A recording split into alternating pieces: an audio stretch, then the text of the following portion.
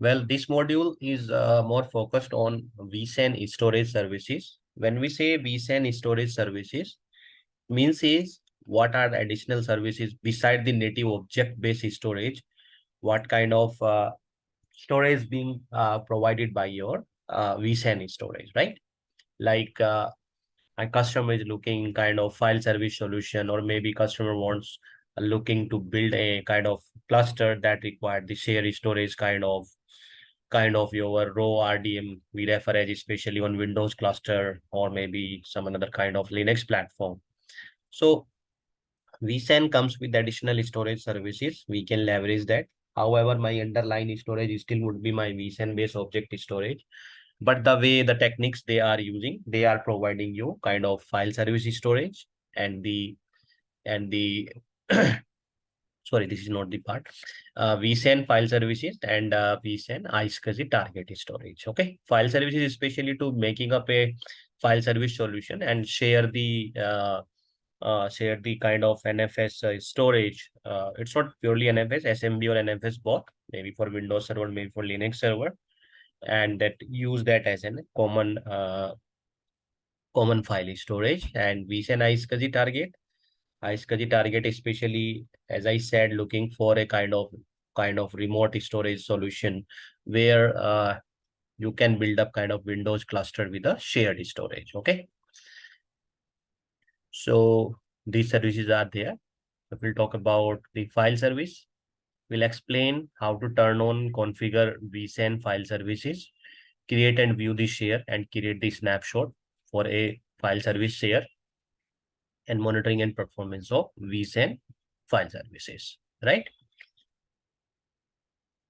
So vSAN file services allows you administrator to create a file share backed by the vSAN data store. It means that within the vSAN data store, what we are using, we can create the file share, and these file share can be further shared to your virtual machine or to the cloud native applications where you are using kind of container platform.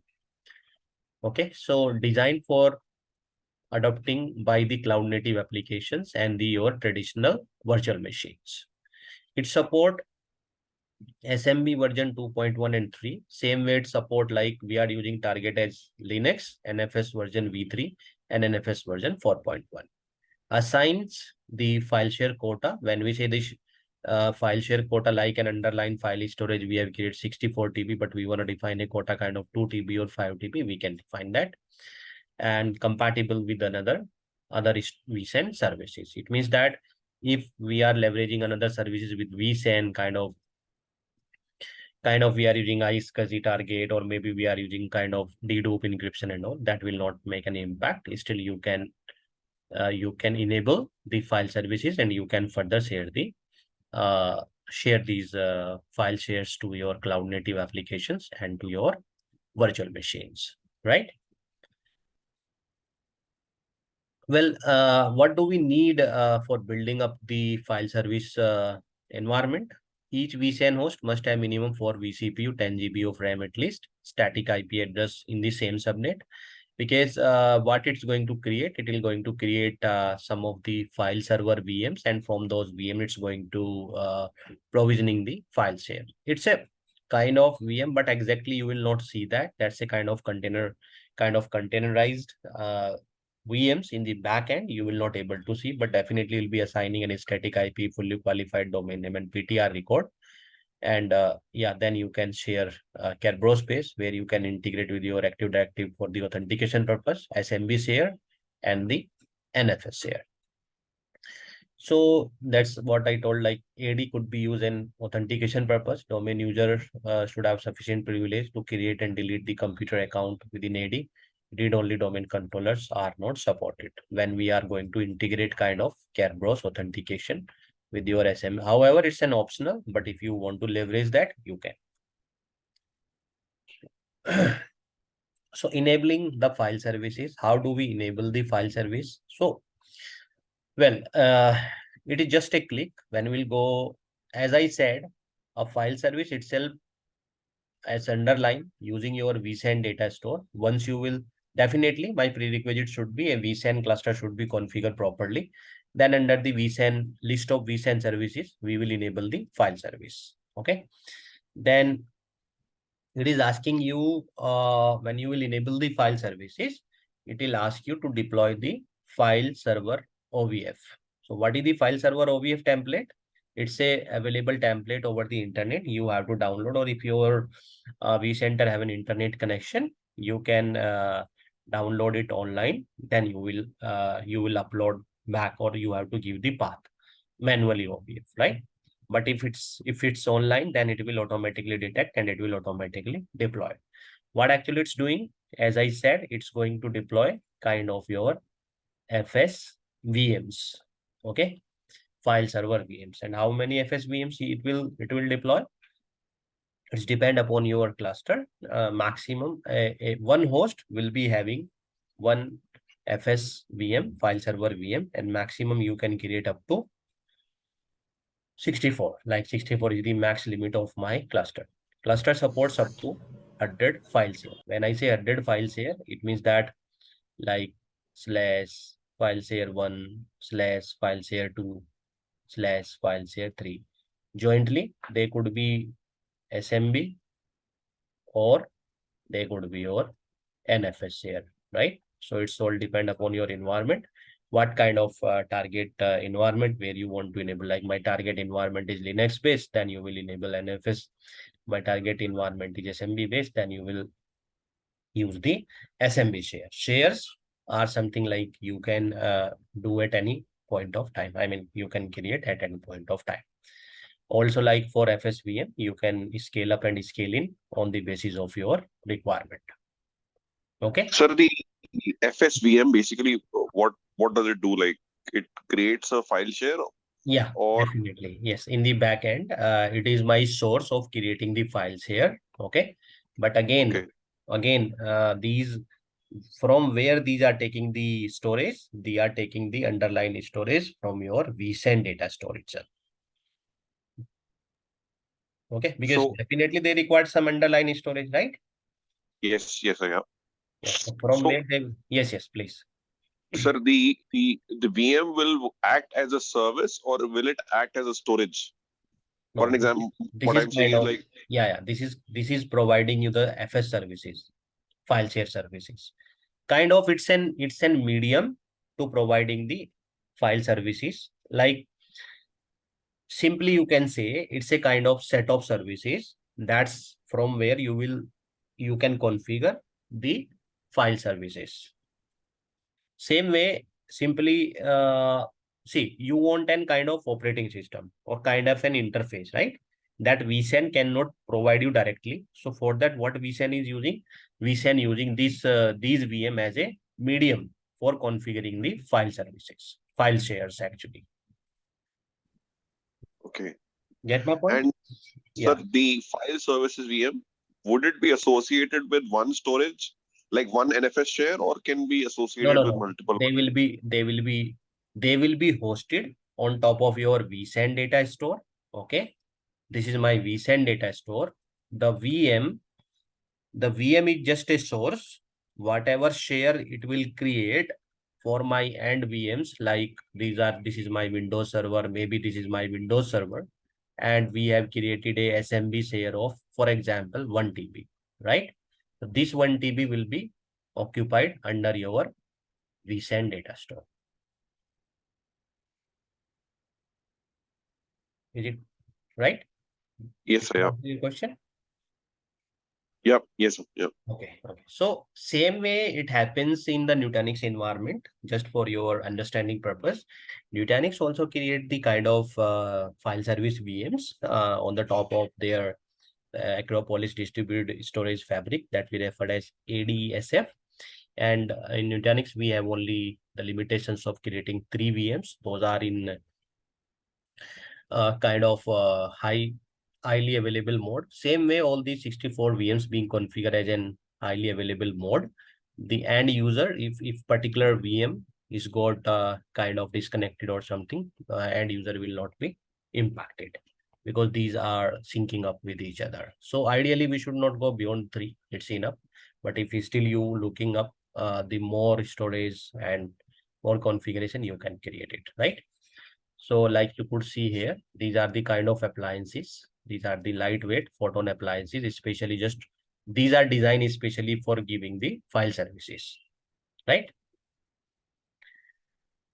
So it's a simple thing. It's an OS which have the file server configuration. The file service is kind of configuration. So for that, they have used this medium instead of putting that service directly into the kind of ESXi or maybe the kind of directly within vSAN. So for that, they use this FSVMs as a medium for configuring the file service, file shares, right?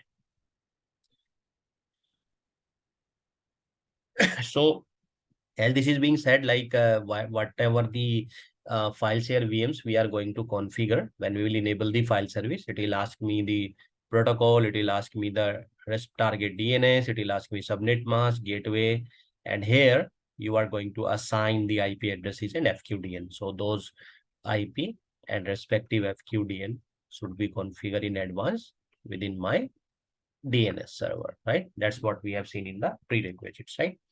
So these IPs are primarily the IP addresses should be routed in my environment, or maybe we can pick the IP addresses from my management VLAN. And the target means is the target VMs and target subnet, where they want to access the files here. They should be routed with this particular VLAN that we are using for the FSPMs. Okay, definitely there should be a network connection. Without network connection, they will not be able to reach the file servers, right? So FSVM's storage. Now the point is comes, sir, definitely whatever the storage file server will be providing, that's definitely there should be some redundancy we want to create, or how they will be placed as an underline as my vSAN storage, what kind of policy they will be used. So automatically during the deployment, a new FSVM storage policy is being created, and we have to be stick with that policy only. FSVM files, do not modify. Okay, so this storage policy will be created automatically within your vCenter server when you will start it to deployment the FSVM. So when utilizing the FSVM, the following rules, the policy must remain intact with no modification, use at default, failure to tolerate configure as no data redundancy. Okay, this is the important part. As no data redundancy, pins the storage to same host, pins the storage to the same host as the FSVM, means uh, like wherever my FSVM is located. If a FSVM is lost, another agent VM gets the deployed automatically. Okay. So a single VM, if it will get destroyed by any region, so automatically your host will deploy the will substitute that VMs.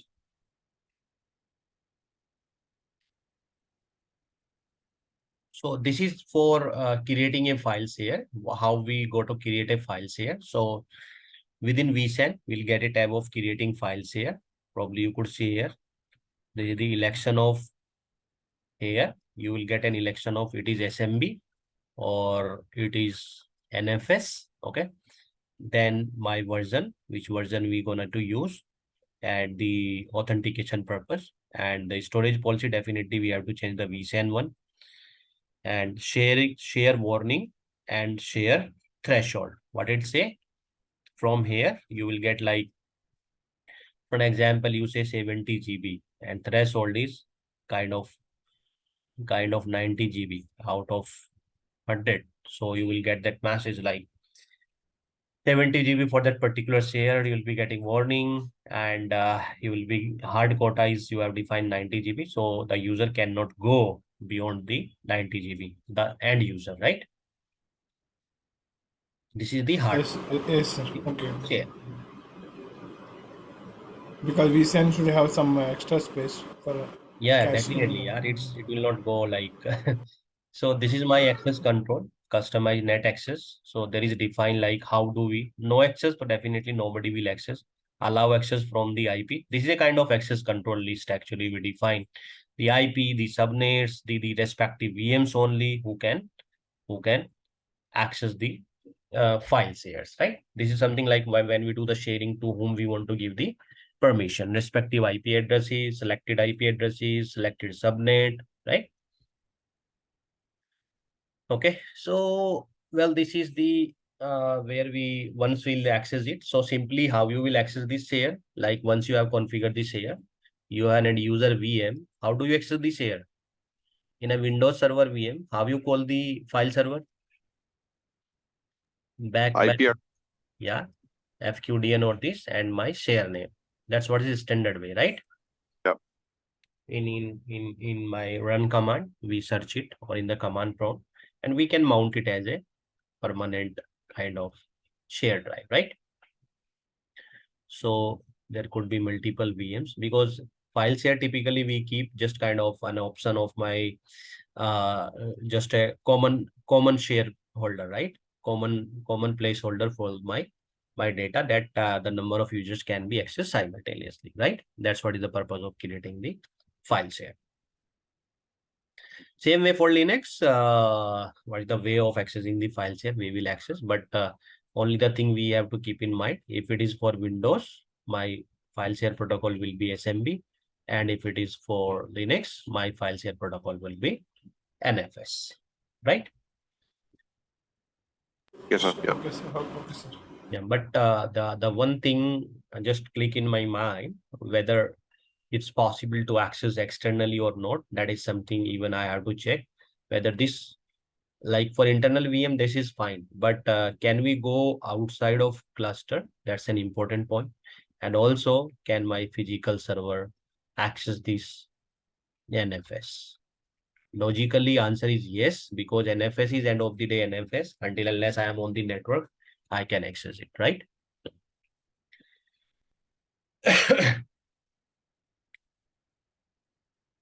So snapshot, just again the current setting, the whatever the files here being configured here, like this is my files here.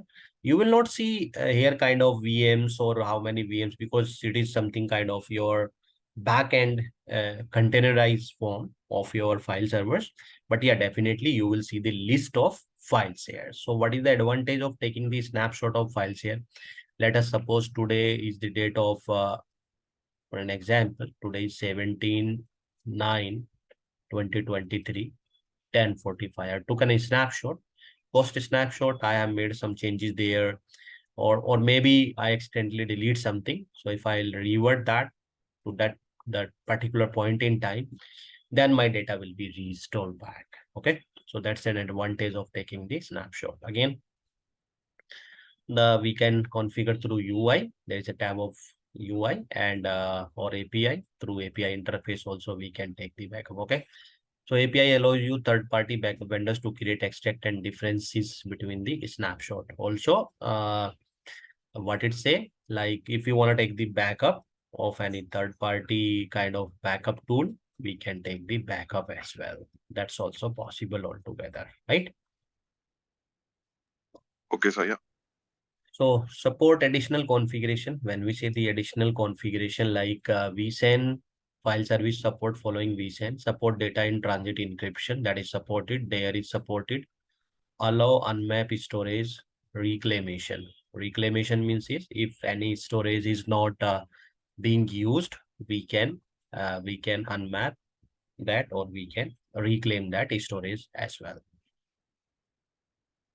So the important point here is, you could see here, what is this? This is my vSAN stretched cluster, right? This is my vSAN stretched cluster. So now the question comes, is it supported with the vSAN stretched cluster environment? Yes, answer is definitely yes.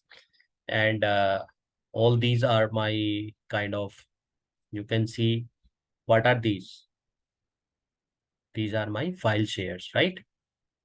These are my, all these are my file share that is being accessing by your virtual machine. Now you can see primary site, I have an IP address of 10.100.20.10.200. So it means that a file share configuration can be deployed over a stretch cluster as well. And it's like how we want to keep my appliances, but still my recommendation would be just to keep the appliances on your primary site. Okay. If you want to use this kind of active and standby way of your primary and secondary site, so that all the VMs will be active on one side. It still definitely will be accessing the SMB share or NFS share. The VMs are hosted locally or maybe the remote site. If in case any disaster will happen or something will happen, then automatically your VMs will be created, like file server VMs kind of file. I would say appliances will be restarted, or it will create the new appliance on the target side automatically. Okay, so file share health, how we can check the file share health. So there's three kind of file services health in the vSAN. One is infrastructure. Check if each FSVM is power on, from where we can check about the FSVM power on under the infrastructure health tab. So you could see here with the particular iSCSI host, this is my vSAN file. Okay, this is domain root file workload. So if I am seeing all the parameters are green, it means it's okay. Then I can check the directly file server health. File server means is check the time, like the shares, what are the shares being configured. We can check all those like your NFS share, maybe your maybe your SMB share. Okay, IP address is present. Okay, and share health, verify the share is in the good state. So all these parameters we can check from the vSAN file service health. Okay, that will be available within my file service section itself. So this is again Are repeated. any particular alerts that we can troubleshoot, like, or we should Yeah. be like, So if regular you will stuff that comes in? Yeah. So by default, the native alert being configured within your vCenter server with respect to once you will enable the file services, if you will see the native alert kind of vSAN, same way there is some alert definitions are available within your vCenter server. That's especially when your share have some issues, right? Or maybe your particular file share go down. Okay, that all kind of alert is being defined as a native alert within your vCenter server itself. Okay. Well, these are some performance metrics we can check. Within performance metrics, once you will enable the files here, you will get additional tab of, like earlier there was VM backend, IO Insight, vSAN Direct. These are specific to vSAN, but once you will click on file share, you can check, like you want to check that like the time range of one. So IOPS means how many requests come to your files here. What is the performance after like overall? What are the requests is being coming? What are the incoming requests? What are the outgoing requests? That all you can measure from the file share performance metric. For that, you have to select the specific file share and you have to select the specific time range. It's moreover similar. You would check VM performance, the disk performance, how many disk IOPS is being coming on that particular VM. Same way you can select the file share. Rest of the this tab not specific to files here. That's again I'm saying the only you have to, once you will select this files here, this tab, you will get IOPS and all. If you are selecting the VMs, there is no relationship of your file share, backend, IO Insight and all. This is the overall. Under this overall performance tab, you have to elect the file share tab. Then you will be able to check the IOPS per request, okay, and the total throughput. Okay.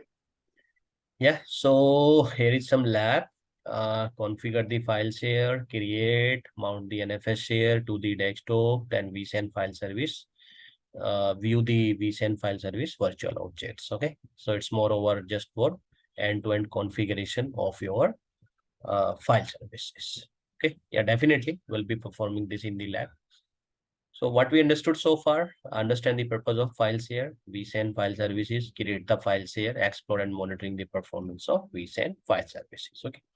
But if you will ask me, frankly, in the production environment, if you will ask me, sir, is there any customer onboarded? I didn't see so far, but definitely near in future, as soon as they will be maturing these services, people will be, start trusting, and they will be uh, not, I would say, the enterprise level of they can compete right now, the enterprise level of file server solution, because end of the day, the whole burden is going to your ESXi host, right?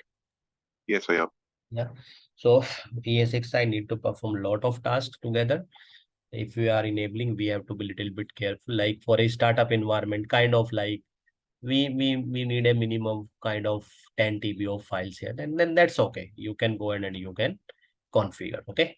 So is there any limit for configuring file sets and all? Answer is no. Reason is being because as soon as it's a kind of dynamic, as soon as your vSAN data store have the limit, I mean have the free space. So what these VMs are doing, these FS VMs are doing, I would say these are the appliances. These are invisible in your environment altogether.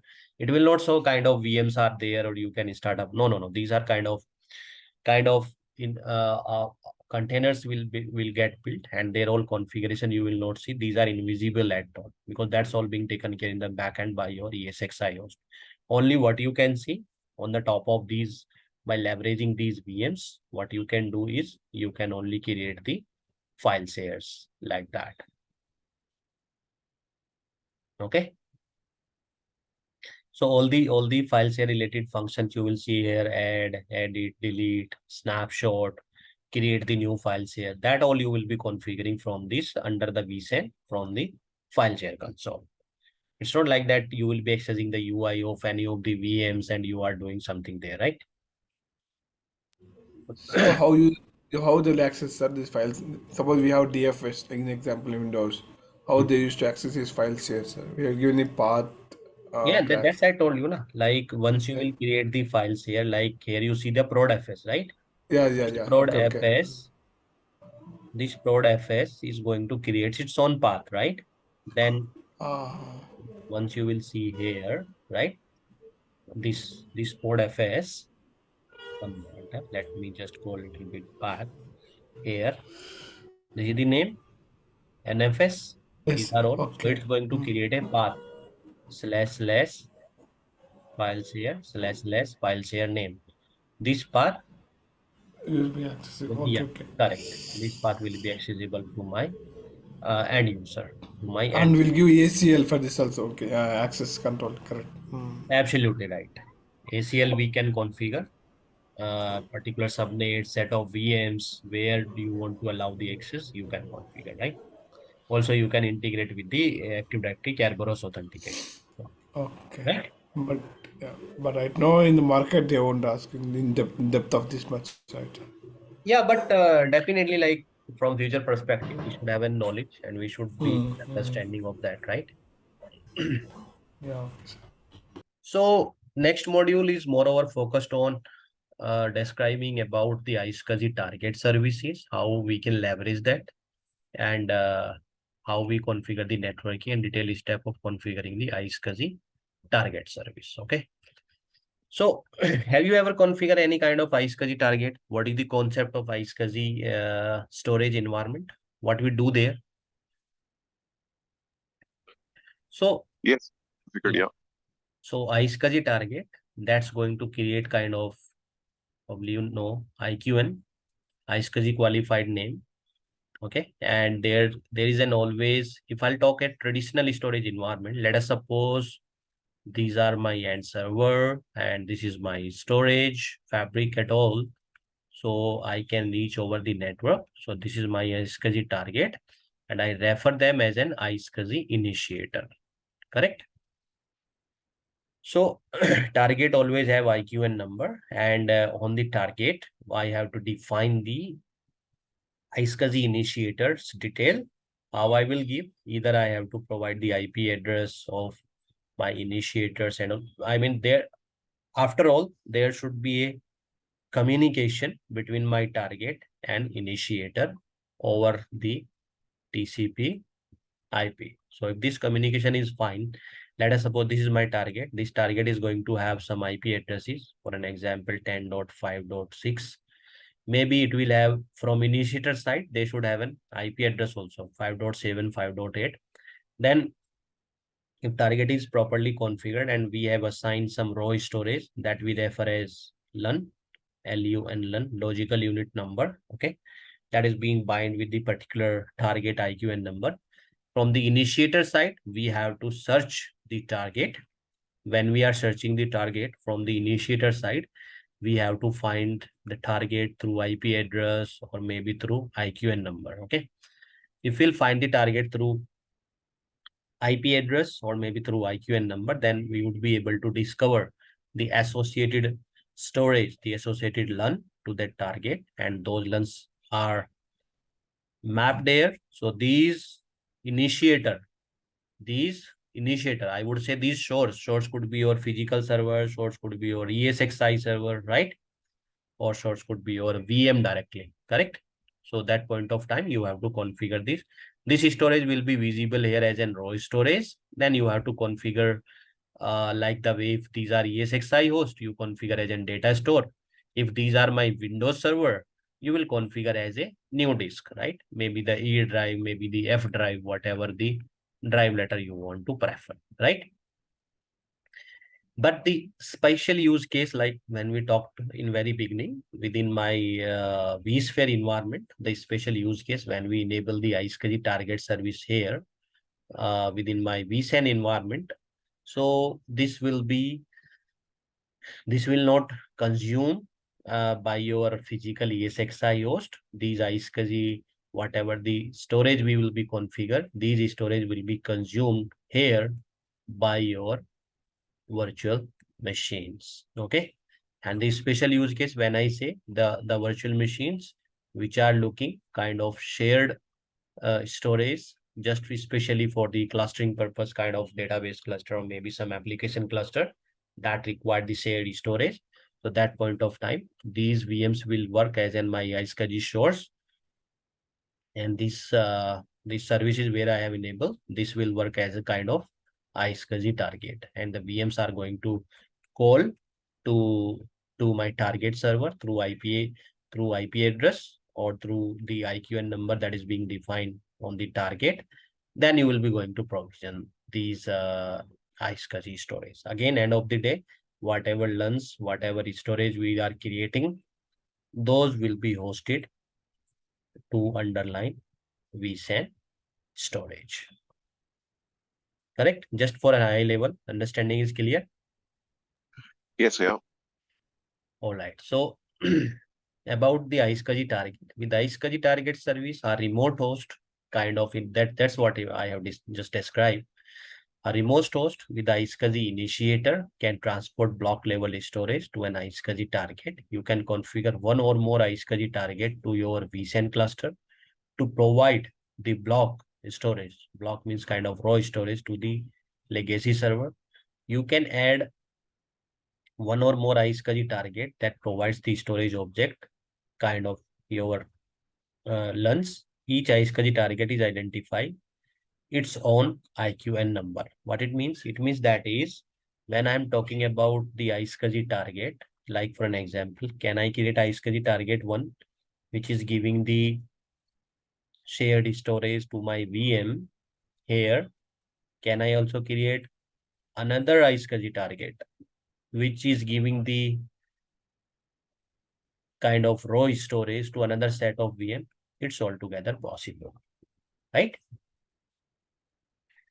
Can I can I from one target, can I give the different set of storage to the different of VMs, different set of VMs? Yes, that's also possible. Maybe the LUN 1 is going to this set of VMs, maybe the LUN 2 is going to this set of VMs. So this is possible here, right? How many? That is something we have to check. What is the max limit? What is the configuration for iSCSI? If this slide is not covering, then we'll definitely check that. Okay. So iSCSI target service networking. Definitely, we will be requiring the kind of a network connection. So we have to define a separate VLAN, especially that we'll be using for the iSCSI purpose. Okay. So iSCSI target service, you must configure on your ESXi host that require a VM kernel port, and the NICs, those are connected to the iSCSI network, iSCSI storage network. Okay. So what it means, the host, the physical host, that for that we have to configure a additional VM kernel port, like we configure separate for vMotion, separate for vSAN, vMotion management. Same way, we have to configure the separate VM kernel for iSCSI, and Okay. we require a separate VLAN, VLAN. separate port group, separate subnet that we are referring for the iSCSI traffic. Okay. Okay, sir. Same like other configurations we do. VM kernel port. Yeah, correct. So what the advantage, sir? Why vSAN is targeting on iSCSI? Normally we have other type of storage and other thing also. Why it is targeting Mhm. iSCSI? So see, here vSAN is a provider now, right? Yes, sir. Now in the environment, you don't have any additional external storage. Okay. Okay.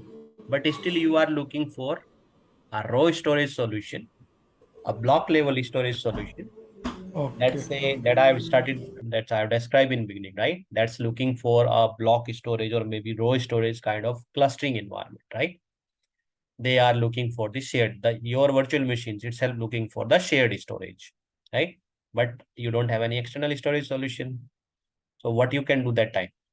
You can use your vSAN as an iSCSI target, and you can provide kind of iSCSI source and target configuration. Source will be my VM, target would be my iSCSI target that I have configured in vSAN. I can provide that block level of storage to the set of virtual machines, right?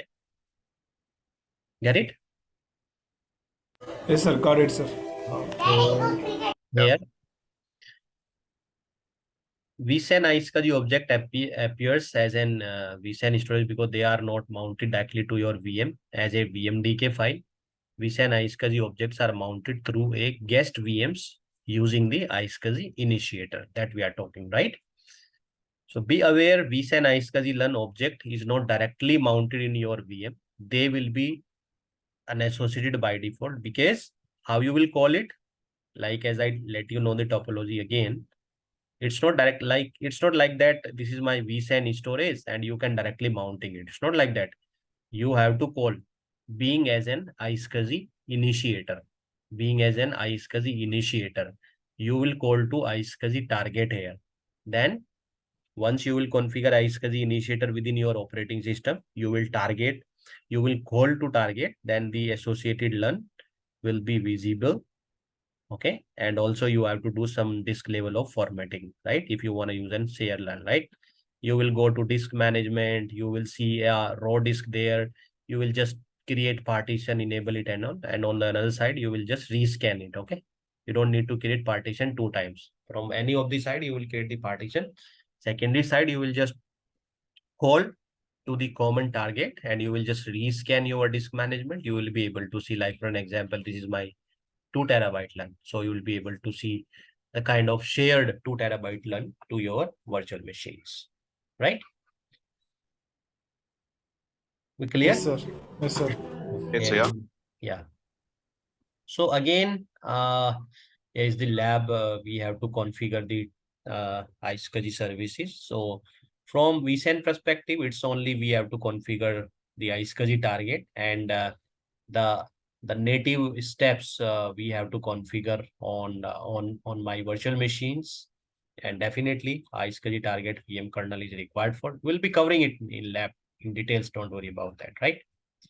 So it's pretty much simple. Don't need to be worried about that. So we'll So continue. this actually becomes more of like RDM, what we use in regular clusters? Absolutely. That's an substitution of the vSAN based solution where we are not able to provide the external storage kind of RDM. Then as an optional, we can use this vSAN iSCSI target.